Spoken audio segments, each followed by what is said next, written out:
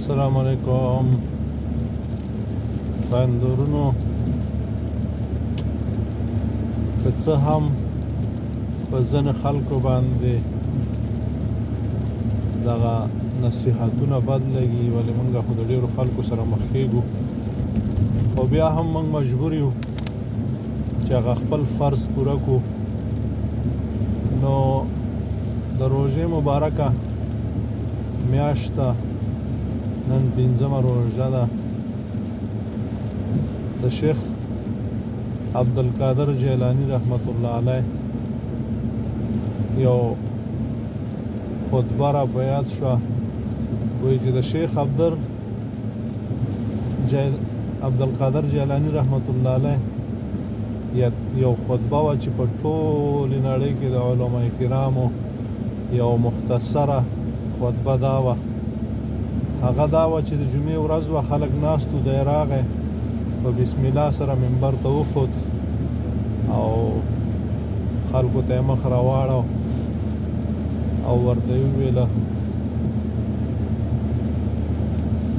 چې خدای پاک ته د یو وږي ګېډه مړول د 1000 جوماتونو جوړولو نه او د کعبې شریفې د غلاف هغه پرده چې په پرته ده د هغې بدلولو نه ډېره خوښه ده.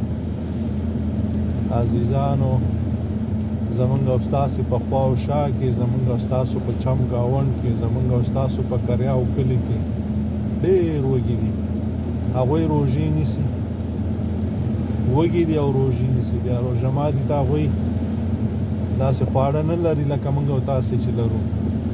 لږ په دې خپلو درستاخانونو باندې فکر وکئ چې څومره څه پراته دي.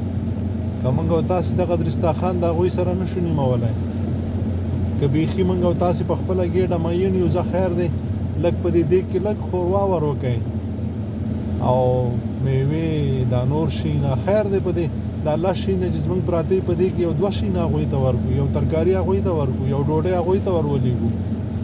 موږ او تاسې په دې باندې شرمېږو چې ګونې ډېر څه نشو ورلېږلی، نو دا لږ څنګه ورکړو. عزیزانو، یو خرما، یو کجوره ولې نه وي، یو کپ ډوډۍ ولې نه وي. د ذرې ذرې خو او بدو خدای پاک حساب کوي. او بیا خو رسول الله صلی الله علیه وسلم ارشاد فرمای که چا په یو روژهدار باندې یو روژه ماتی وکړه، روژه ماتی په یو کجوري باندې، یو خرما باندې هم کېږي، یو ګیلاس اوبو باندې هم کېږي، یو غړپ شومړو باندې هم کېږي، یو غړپ شودو باندې هم کېږي.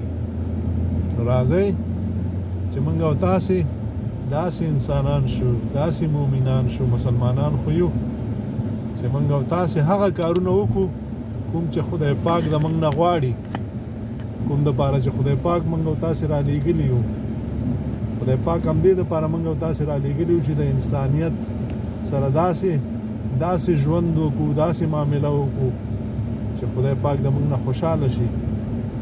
عزیزانو، دغه ژوند د خدای پاک لخوا نه لوی نعمت دی، لویه ډالۍ ده.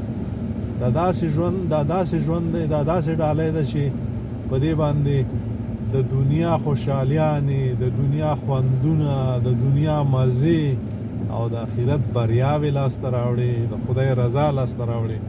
او دا هغه ژوند دی چې په دنیا کې ځان خوار و زار او د ژوي د حیوان نه هم بتر کولی شي او خدای پاک د ځان نه خفه کولی شي او ځان د اور قابل، د دوزخ قابل کې چې خدای پاک وایي چې هغې ته ژوي نه ځي، حیوانات نه ځي، لیکن دغه انسان بیا په هغې کې پروت وي.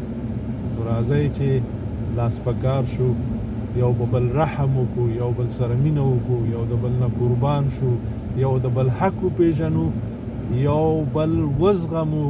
څنګه چې زه یم داسې ټول یو، هیڅوک په هیڅ چا باندې جګ نه دي، اوچت نه دي، هیڅوک د هیڅ چا نه کم نه دي. هر څوک احساسات لري، هر څوک مینه لري. الله مو ښاد و آباد لره. السلام علیکم ورحمة الله وبرکاته.